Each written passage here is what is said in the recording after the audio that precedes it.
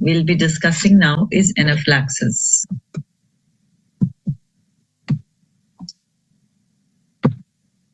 The objectives of this lecture are, first I'll be defining it, the incidence, etiology, pathophysiology, presentation, management, teamwork, and follow-up.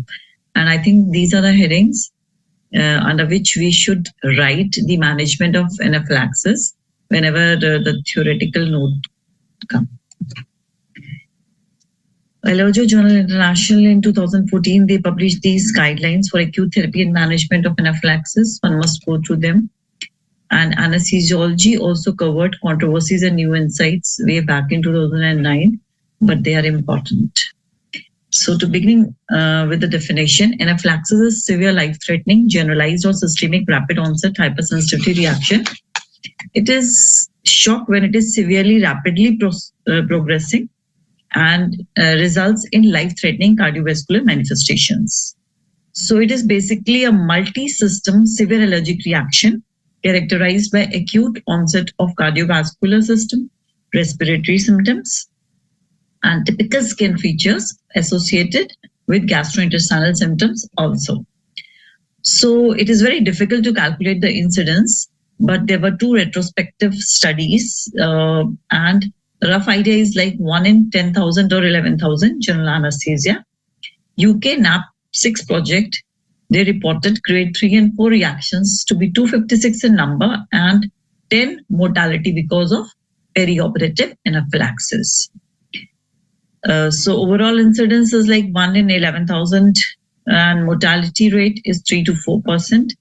Though any age group may be affected, but younger age group and in developed nations, it is more common. The problem is that it is generally misdiagnosed or not diagnosed at all, and this may result in increased morbidity and mortality. The common etiologies include medications, food, insect stings, latex hypersensitivity, idiopathic anaphylaxis, and in perioperative period, neuromuscular blocking agents and antibiotics are the main culprit agents. NAP6 demonstrated that antibiotics are more prone for anaphylaxis, especially amoxiclav and teicoplanin. But the French study, they showed that neuromuscular blocking agents, they contribute more to anaphylaxis, though we couldn't find any US database with respect to anaphylaxis. Other agents, including NSAIDs and blood products, they are also responsible for anaphylaxis. In pathophysiology, which is very important, it may be like IgE mediated anaphylaxis or it may be non-allergic mediated. In IgE, first phase of sensitization is clinically silent, but once there is re-exposure, the allergen cross-links and leads to signal transduction with release of histamine, tryptase, leukotrienes, thromboxane A2, cytokines, TNF-alpha, platelet activating factor. Sorry. And TNF-alpha is responsible for the inflammatory response. The histamine released to increase vascular permeability and vasodilatation. The prostaglandin D, they are responsible for bronchoconstriction, cardiac and pulmonary vascular constriction. They also potentiate peripheral vasodilatation, which leads to hypoperfusion of vital organs. Leukotrienes, they lead to bronchoconstriction, vascular permeability is increased, and they induce airway remodeling.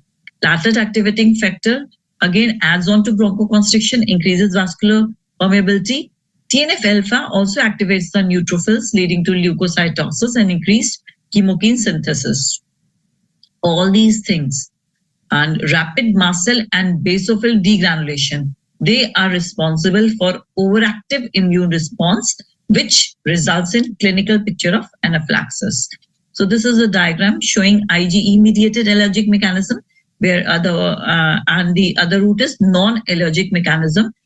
And mast cell activation and basophil cells degranulation, it plays a very, very important role. The alternative mechanisms are again mast cell activation and mast cell independent mechanism, where NSAIDs are responsible, and antibiotics like vancomycin and fluoroquinolones, they may lead to grade 3 reactions, which mimics anaphylaxis, also known as red man syndrome. Mastocytosis, it is a rare mast cell clonal disorder where there is abnormal increase in tissue mast cells And cutaneous one occurs in childhood, systemic occurs in adults, but it does not resolve spontaneously. And they're very non-specific triggers. Any histamine releasing drugs, histamine reacting, releasing food, all these may lead to its precipitation.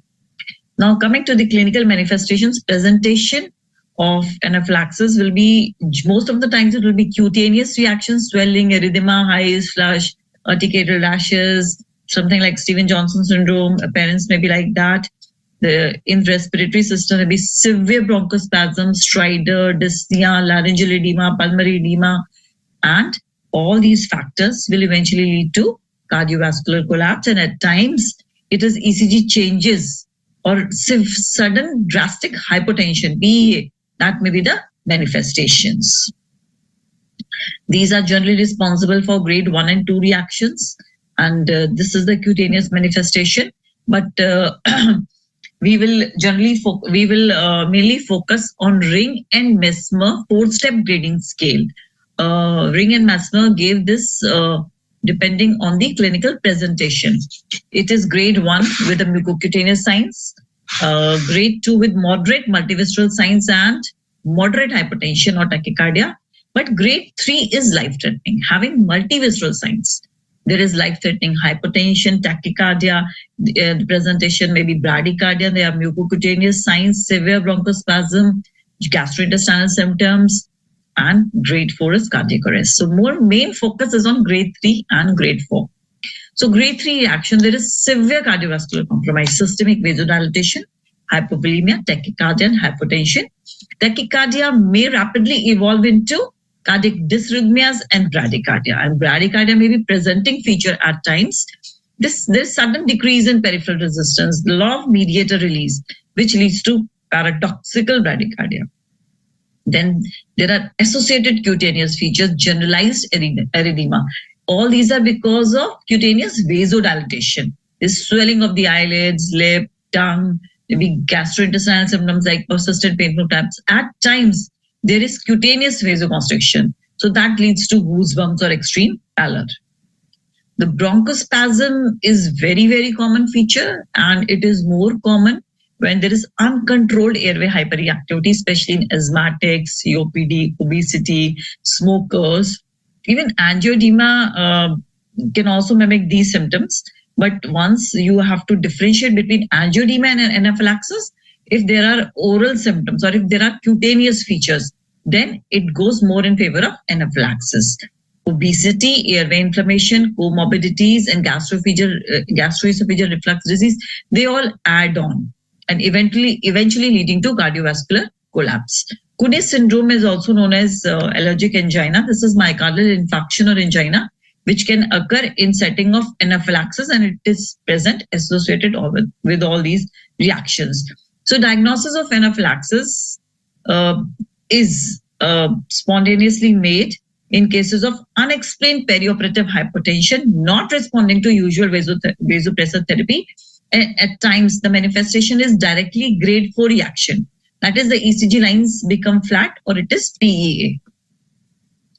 How to differentiate between anaphylaxis and anaphylactoid reactions? Anaphylactoid reactions, they produce the same clinical picture, but they are not IgE mediated, and they may occur through a direct non-immune mediated release of mediators from mast cells or basophils.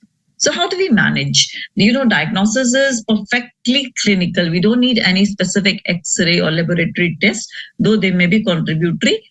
And most anaphylactic deaths, they occur within the first hour after antigen exposure. So therefore, rapid recognition and action, they are imperative. If there are 2 or more system involved, even in the absence of airway involvement or hypertension, think of anaphylaxis. So to improve its diagnosis, there are clinical criteria which should be, at least one should be present from this list within few minutes. So there are 2 things. When we don't know about the unknown, the exposure is unknown. So presence of respiratory symptoms, hypotension, hypotonia, syncope, incontinence, they may indicate. But when we know that there is some antigen which is responsible, then if there are cutaneous manifestations, respiratory, cardiovascular, GI, then also we have to think in terms of anaphylaxis. So general measures are: first thing, call for help with clinical suspicion, withdrawal of the culprit drug, especially if you're giving some antibiotic, then you can stop them. Temporary lightening of depth of the plane of anesthesia, which is like very difficult just after induction, and use of Trendelenburg position or leg raising just to increase the preload. So the therapeutic measures focus mainly on IV fluids, adrenaline, and oxygenation, airway, breathing, circulation, and decontamination. So one thing that is of primary importance is volume resuscitation. IV fluids are given judiciously to compensate for peripheral vasodilatation and severe capillary leakage. International guidelines, they recommend crystalline as first-line therapy. The volume given is 20 to 30 ml per kg, and colloids have been suggested as second-line agent, but they are responsible for anaphylaxis, so they are kept as only second-line agents. Recent consensus of international suspected perioperative allergic reaction group recommends crystalloid boluses, and they are repeated and tailored to severity. Exact fluid volume requirement is not known, but if we have TEE, if we have transthoracic echo, we can assess the volume status by IVC diameters and by looking at the LV filling. Airway management is paramount. Look for airway patency, and if there is any sign of impending airway loss, then please go ahead with intubation as early as possible, because delay may lead to continued swelling and the need for surgical airway. And if it was the case of anaphylaxis after neuromuscular blocking agents, then endotracheal intubation would have been done. Give 100% oxygen. In the cases of regional anesthesia, give oxygen by face mask. And once the patient starts losing consciousness, or you think that securing airway is important, so do it as early as possible. In decontamination, gastric lavage is not recommended, but we must stop whatever offending agent we are thinking of. Then, along with IV fluids, adrenaline is first-line agent for cardiovascular disturbances, and the priority is restoration of mean arterial pressure and cardiac output. And for dosing, generally it is started at 50 to 100 microgram bolus doses, and if first, second, even if the third dose is not effective, then it is very good to start the infusions, and the infusions are generally started from 0.025 to 0.1 microgram per kg per minute. Earlier, it was thought that Sugamadex is effective. Especially McDonald suggested that Sugamadex is effective in rocuronium-related anaphylaxis, but other authors have suggested that this is not the case. The antihistaminics and steroids, they definitely are very good adjuncts, and they are generally given in cases of anaphylaxis. Adrenaline, when given for cardiovascular effects, it is very effective in bronchoconstriction through its beta-2 agonist effect. But if there is persistent bronchospasm, then it is very good to take help of terbutaline and salbutamol, especially if we can give it through our ventilatory circuit or by nebulization. But steroids, though they are very, very effective, but still they take time. So it is very good to start with adrenaline and beta blockers and start steroids, though they may take time. When do we call it as refractory anaphylactic hypotension? At times, there is underdosing or overdosing of adrenaline, and it results in receptor desensitization.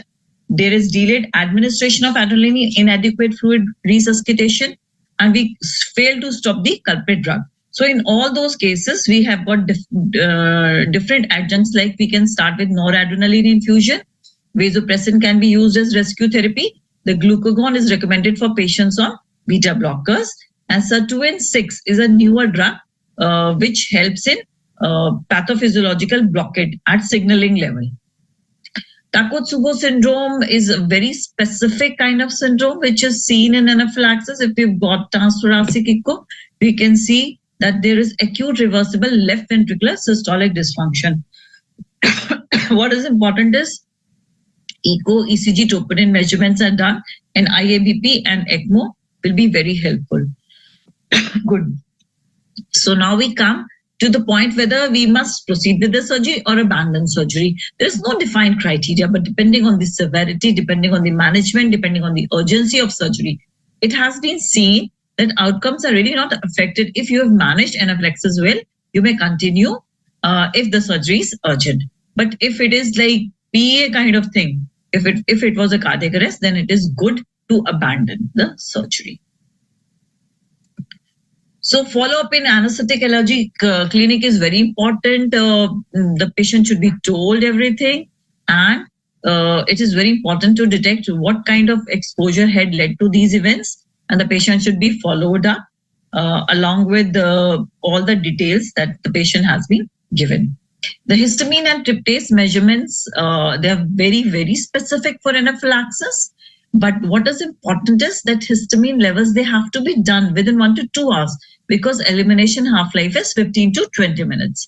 Though for tryptase, you can do it for up to 2 to 6 hours, and there is no consensus for timing. And next day we will have to get the baseline levels done to know what was the hike or peak. Now, skin testing is one of the very important components, just because it allows identification of culprit agent, pathophysiological mechanism, whether it was allergic or non-allergic. If it was life-threatening immediate hypersensitivity plus increased histamine tryptase plus positive skin test, that proves Ig-mediated mechanism and anaphylaxis. At times, there is negative skin testing, especially for antibiotics. In those cases, we can give drug challenge testing. But if it was mild or moderate or negative skin test, it may be because of simple histamine release or maybe because of mastocytosis. There are serum-specific IgE measurements and basophil activation tests, which are available only for few drugs. And basophil activation test still has got a long way to go. So to summarize and conclude, the perioperative anaphylaxis is usually IgE mediated and is primarily linked to antibiotics and NMDAs. Clinical phenotypes may vary and the diagnosis can be missed when the onset is very rapid. Management is guided by clinical presentation. Treatment depends on adrenaline, IV fluids, oxygenation. Tryptase concentration and skin testing are useful to retrospectively establish the etiology of the reaction, and their results must be correlated with clinical history. A comprehensive assessment provides clarity about culprit drug and safe alternatives, thus ensuring patient safety during future anesthetics. Thank you. Thank you, please. In 2020, there's just a couple of points I would like to just. In 2020, the guidelines were updated where they have stated that the usage of the antihistaminics and steroids is not a preferred mode, because they've seen that it really doesn't make a difference. And as you mentioned, very correctly stated, that you keep on giving repeated doses of Adaline. Of course, in our country, the ready-made Adaline injectors are not available. So you can keep on giving, depending on the age and weight, the auto injectors for Adaline are available, though in the Western countries, but in our setup, they are not available. That's what they preferred. And then you continue with the infusion of Adaline based on the weight of the patient. Yes, sir. That's in 2020. And other point which I would say, in the perioperative setup, it is very difficult for the clinician to know when the patient has gone into anaphylaxis, that is stages 3 and 4. You have to rely on your clinical judgment sense, what has gone wrong. And it's just in a matter of minutes that the patient can land into catastrophe and there could be disaster.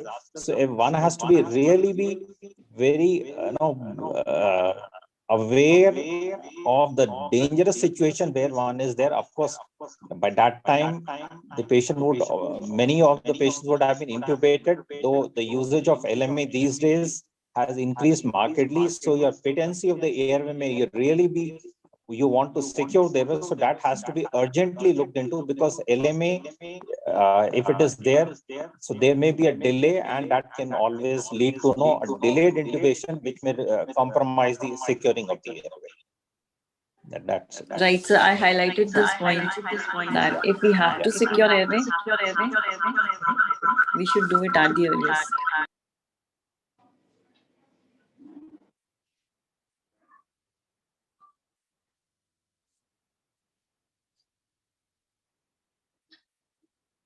Are there any questions?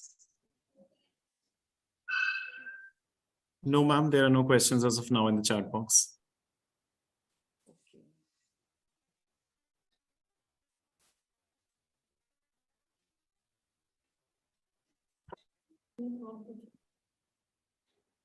Hmm.